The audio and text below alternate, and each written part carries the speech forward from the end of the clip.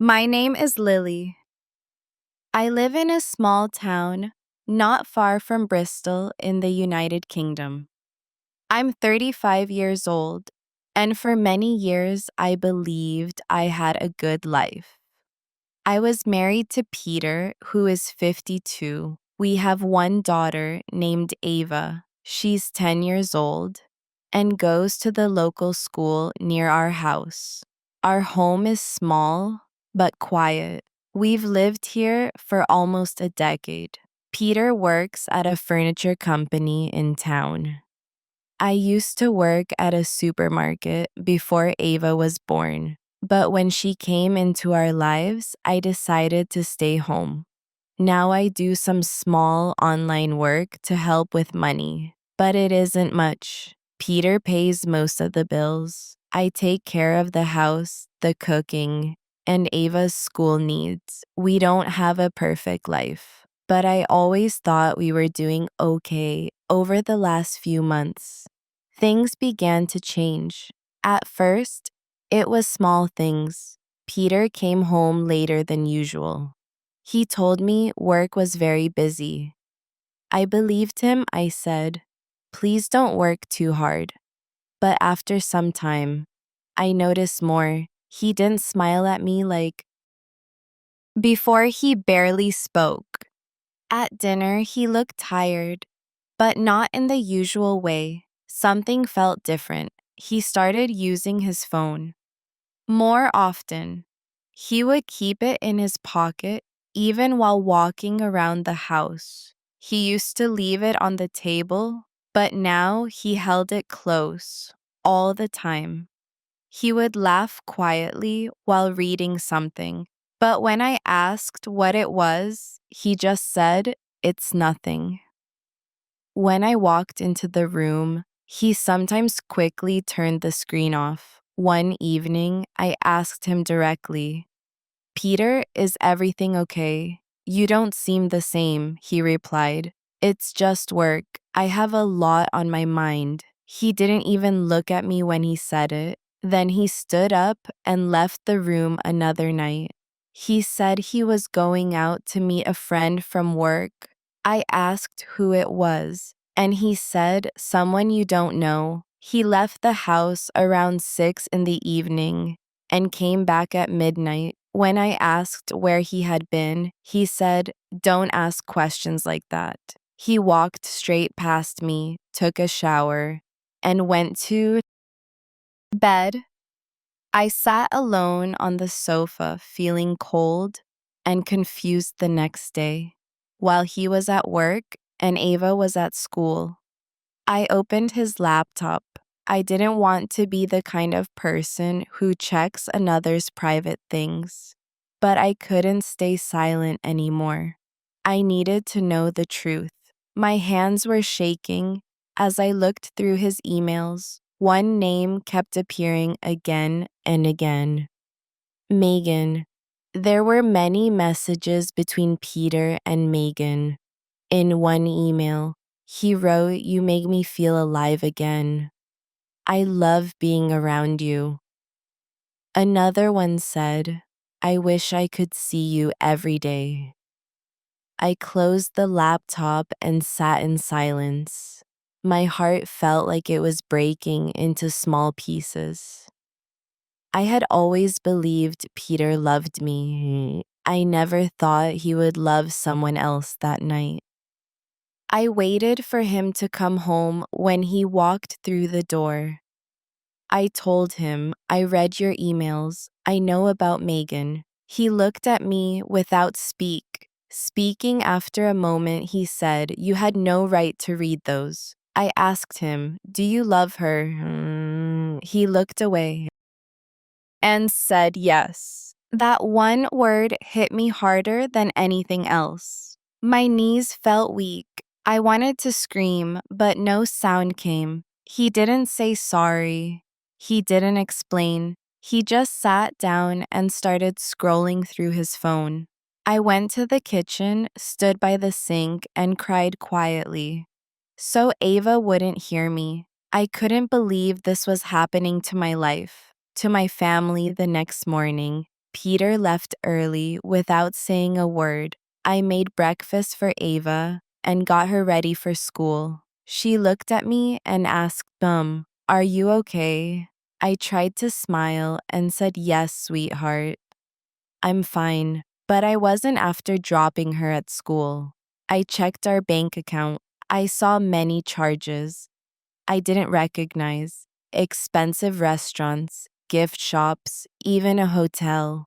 I knew these were not for work. These were for Megan. He was spending our family money on another woman that day. I called my sister Emma. I told her everything she said.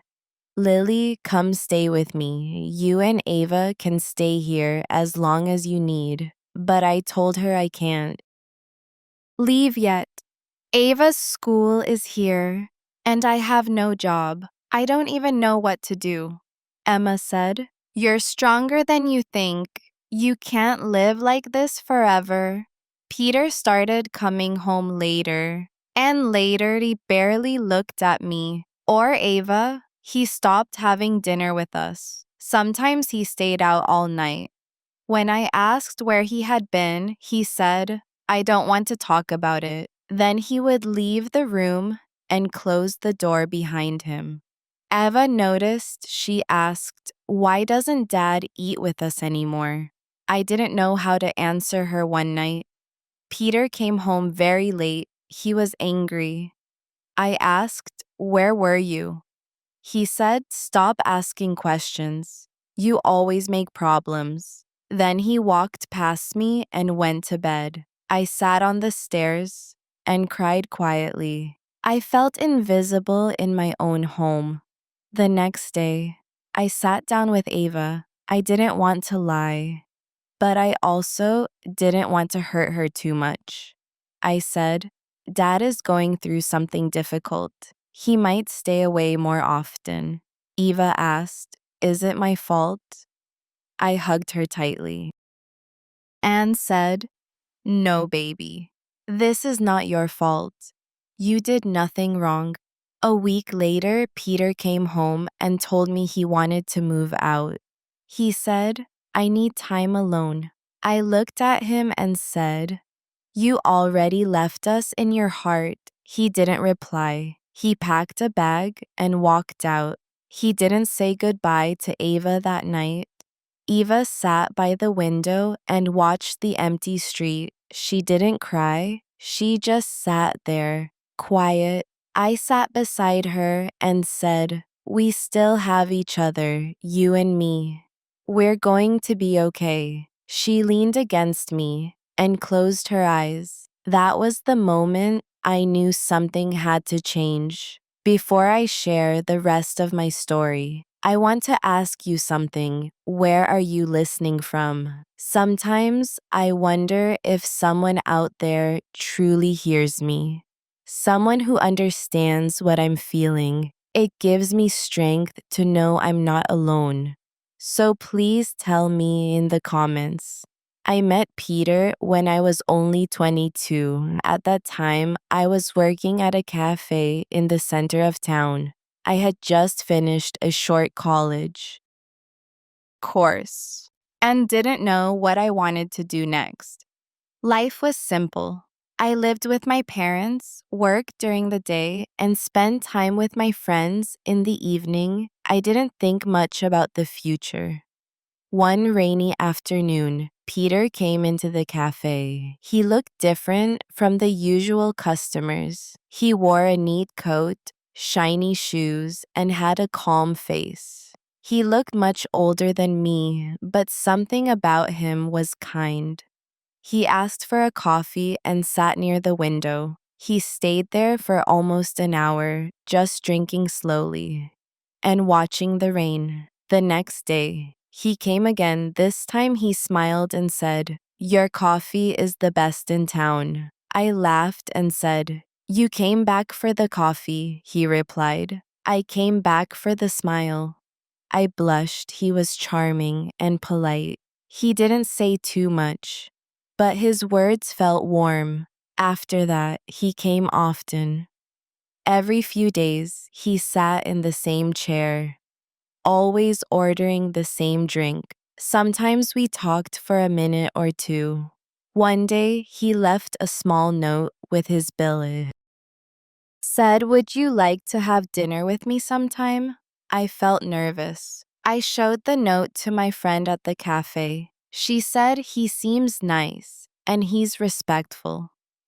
Why not? So I said, yes. Peter took me to a quiet Italian restaurant. He talked about his job in a furniture company. He said he had been working there for many years. He told me he lived alone and never married before. I was surprised, but I didn't ask too many questions. He listened to me talk about my dreams and my family. He didn't say much, but he paid attention. I felt special. After that night, we met more often. He brought me flowers. He picked me up from work. He always paid for everything he said. I want to take care of you. I started to fall in love. He made me feel safe. He didn't talk a lot, but he always showed up. That was enough for me. A few months later, he asked me to marry him. It happened suddenly. We were walking in the park. He looked at me and said, "I want to spend my life with you. Will you marry me?" I was shocked. We hadn't talked about marriage before, but in that moment, I felt lucky. I thought he's older. He's calm and he wants a family. So I said yes. My parents were surprised. When I told them, my mom said, "He's much older than you, Lily." Are you sure? But Peter came to our home and spoke to them kindly. He said he loved me and wanted a simple life. My parents agreed, but they were still unsure I was in love, and I believed I knew best. We had a small wedding at a local hall. Only close friends and family came. I wore a simple white dress. Peter wore a gray suit. He smiled the whole time. I thought it was the happiest day of my life. After the wedding, I moved into his house. It was quiet and clean, just like him. I stopped working at the cafe. He said, "You don't need to work if you don't want to. I can take care of us." I agreed. I started cooking, cleaning, and taking care of the home. At first, everything felt perfect. Peter left for work early in the morning and came home in the evening. We had dinner together, watched TV, and talked a little before bed. He didn't like going out much. He didn't have many friends. I thought that was zero. Okay. I liked staying at home too. But slowly, I began to feel lonely. Peter was quiet most of the time. He didn't ask me about my day. He didn't talk about his feelings. I would speak, and he would only nod or say a few words, sometimes. I looked at him and felt like I was talking to a wall. He wasn't mean, but he wasn't present either. I told myself, maybe that's just how he is. I had never lived with anyone before, so I didn't know what was normal. 2 years after our wedding, I became pregnant with Ava. When I told Peter, he smiled a little and said, "That's good." I thought he would be more excited, but I tried not to worry. During my pregnancy, Peter didn't come with me to the doctor. He said he had too much work. He didn't ask me how I felt or help with the shopping. I went to appointments alone. I carried the heavy bags. Alone, my mom noticed and said, "Lily, you shouldn't do all this by yourself." I said, "Peter is busy. He's trying his best." But in my heart, I wanted him to be more present. I wanted him to care.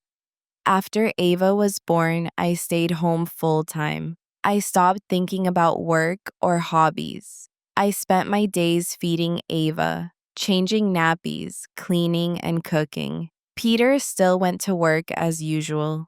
When he came home, he didn't help with the baby. He would eat, sit on the sofa, and then go to bed. If Eva cried at night, I got up, always me, never him.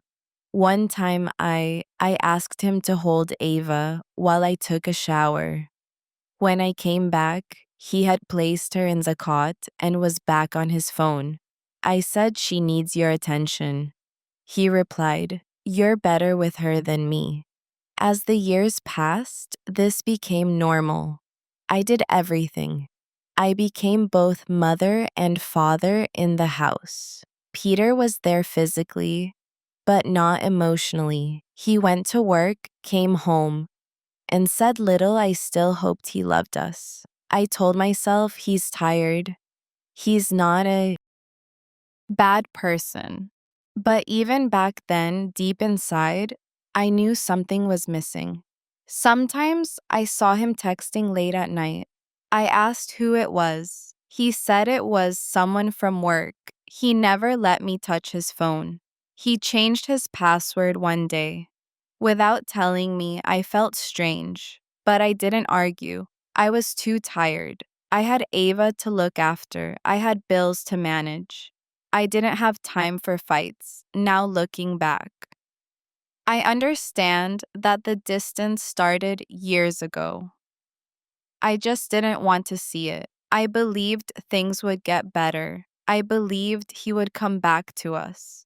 But people don't always change. Sometimes they leave, even before they walk out the door. After Peter left the house that day, the silence was louder than ever. Ava sat quietly near the window, waiting to see if he would return, but he didn't. There were no calls, no messages, not even a goodbye to his own daughter. I wanted to cry, but I stayed strong. I knew this time was different. He didn't just walk out of the house, he walked out of our lives. The next morning, I made breakfast for Ava. She looked tired and sad. She didn't eat much. I said, "You have school today, sweetheart?" She asked me, "Is Dad coming back?"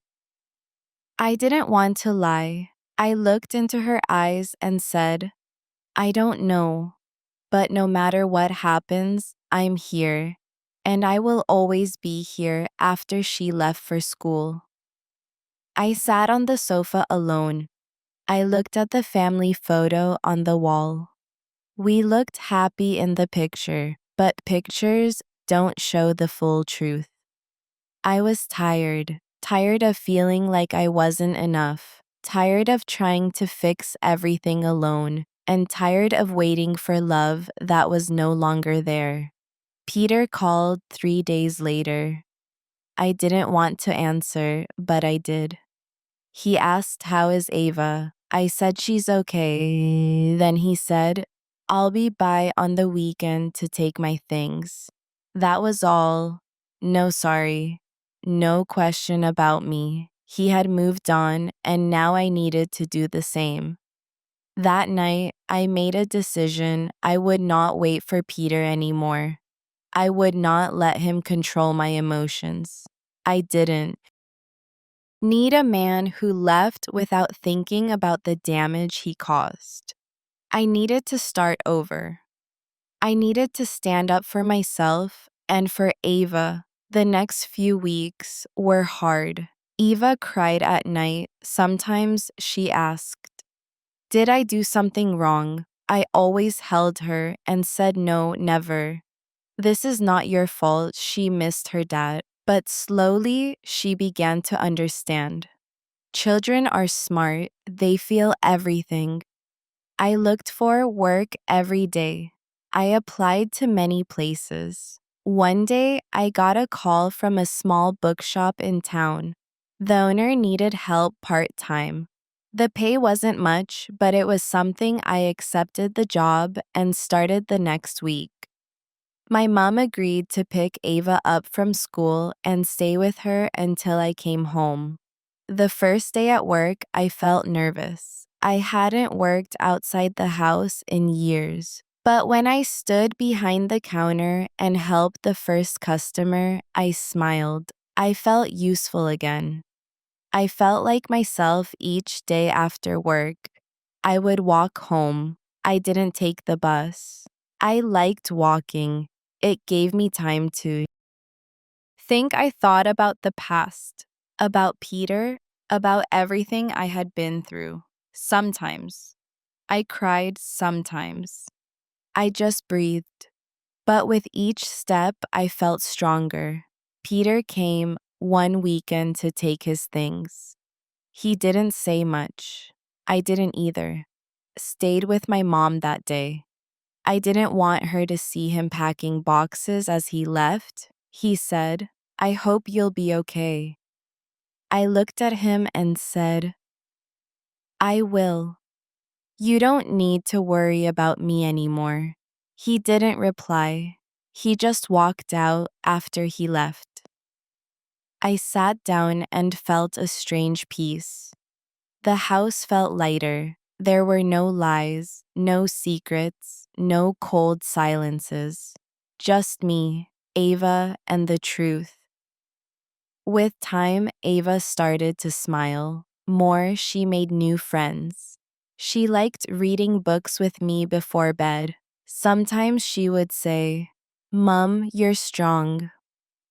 That made me smile. I didn't feel strong every day, but I tried my best. One evening, I sat on the porch with a cup of tea.